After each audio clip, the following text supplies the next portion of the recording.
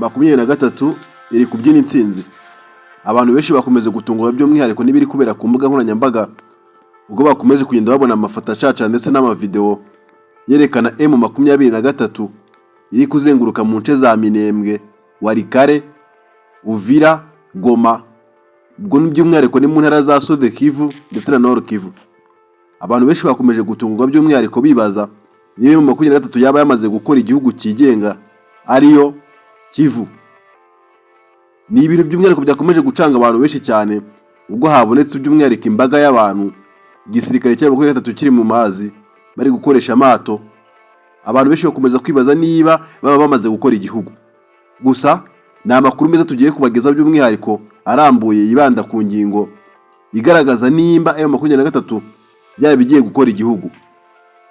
Bisaba iki kugira ngo M23 ikore igihugu cyigenga, cyane ko uduce bafite ni uduce tunini by'umwihariko tugaragaza ko bashobora gukoramo igihugu kandi bakabaho bigenga, bakabona independent cyangwa se bakaba independent. M23 yobowe n'umugabo akaba ari General Sultani Makenga nta kintu nabitangazaho. Gusa amakuru kugenda atangaza ko M23 iri kumwe ndetse na Colonel Nanga birashoboka ko baba bamaze gukora igihugu cyigenga. Gusa ikintu kitarabaho ari ukuba bataraprayinga cyangwa se ngo babishyire muri UN. Ibi birashoboka cyane kubera ko by'umwihariko ku mbuga nkoranyambaga abantu benshi bakomeza kugenda babona amafoto, amashusho bicacara ku mbuga nkoranyambaga herekana abayobozi ba M23 bari gucacara mu nce za Minembwe ndetse na Walikale. Byagaragaye bari kwishimana n'abaturage, abaturage berekana uburyo babishimiye. Mbese wabonaga ari ibintu bisa neza. M23 cyangwa se Mouvement 23 ni umuryango cyangwa se wamaze kuba umuryango, ariko by'umwihariko bakaba ari inyeshyamba nyine z'umutwe wa 23 uharanira ukwishyura ukizana kw'abaturage ndetse n'icwa rikorerwa abaturage by'umwihariko abenshi bari mu bwoko bw'abanyamurenge, abatutsi b'abanyamurenge. Kuri ubu ngubu amakuru ahari ari kujya guceceka ku mbuga nkoranyambaga ni uko uyu mutwe bishoboka ko bamaze gukora igihugu cyigenga, Kivu yigenga. Ubwo igihugu cyaba ari ikihe? Ibyo tugiye kugarukaho mu kanya. Kimwe mu bintu byashimisha buri umwe wese by'umwihariko abakunzi bizi nyeshyamba z'umutwe wa 23 ni amavideo yagiye hanze yerekana uburyo ki bamwe muri aba basirikare cyangwa se abasirikare benshi b'umutwe wa 23 bakoze ikizwi nka appareil maze bakazenguka tumwe duce muri teritwari zikomeye muri Nord Kivu. Byagaragaje ko by'umwihariko abaturage babishimiye ku mihanda, bazamura amaboko bapfunga ibipfusi berekana ko babashyigikiye. Ibi byahise byerekana isi neza ko bishoboka ko M23 byabitangiye operation yo gushaka gukora igihugu cyigenga. Ni ibintu badashobora kumvikanaho na Felix Tshisekedi, uretse ko kubyumvikanaho bishoboka kubera ko uwitwa General nyine Sultani Makenga nawe yamaze gukora ikintu cyitwa gufata akarasisi, afata abasirikare abashyira mu myitozo ndetse afata amavideo yerekana ko ari igihugu kandi bishoboka. Gute ubundi uyu mutwe ushobora gukora igihugu cyigenga ku buryo neza abantu bashobora kubafata nk'igihugu kiri independent? Ese ubundi koko UN cyangwa se United Nations, cyane ko by'umwihariko nabo bagiye uruhare mu kuba batuma igihugu kibona independent cyangwa se kiba independent, bashobora kubibemerera? Mu gihe batabibemerera se ubundi birashoboka ko Sultani Makenga na bagenzi be by'umwihariko harimo Colonel Nanga birashoboka ko bakoramo igihugu batiriwe banabaza, ahubwo tukisanga isi yose twumvise ngo Sultani Makenga ndetse na bagenzi be bamaze gukorera igihugu cyigenga.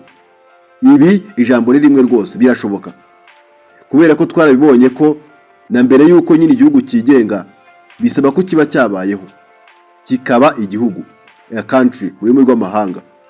Ibi biramutse bibaye wamaze gukora igihugu, ikintu kibaho ni ukuba ushobora noneho gukora igihugu cyigenga, igihugu by'umwihariko gifite imiyoborere yacyo ndetse kikubahwa, amahanga akacyubaha, kikaba ari igihugu gikora by'umwihariko source y'ikamu yabo cyangwa se GDP.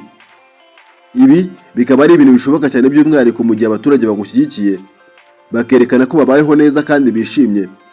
Mbese mu gihe cyose baba bagushyigikiye birashoboka ko wakora igihugu cyigenga. Ibi nibyo biri ku mutwe wa 23 cyangwa se ku nyeshyamba z'umutwe wa 23. Ubundi izi nyeshyamba zafashe utuhe duce? Inyeshyamba ziyobowe n'umugabo Sultani Makenga zafashe uduce tunini by'umwihariko muri square kilometer cyangwa se mu buso, kubera ko by'umwihariko uduce bafashe aribo Nord Kivu ndetse na South Kivu.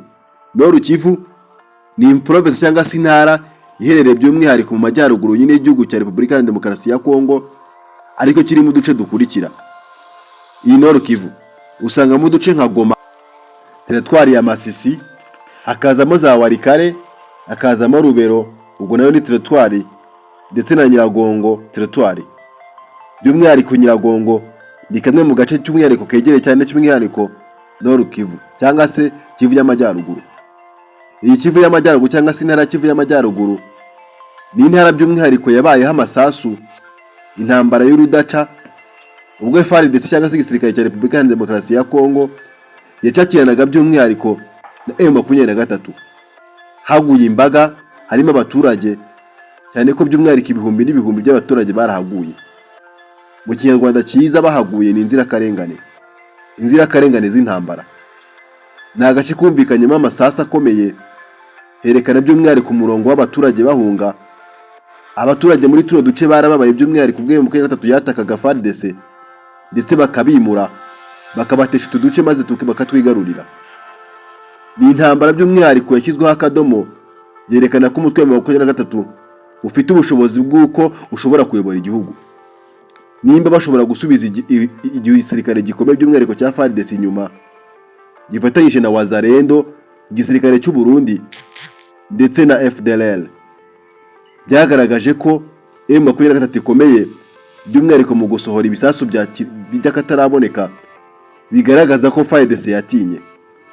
Wakibaza ngo tuduce bigaruriye ubundi tumeze gute? Goma niyo capital cyangwa se niyo murwa mukuru wa Nord Kivu, wa Kivu y'Amajyaruguru.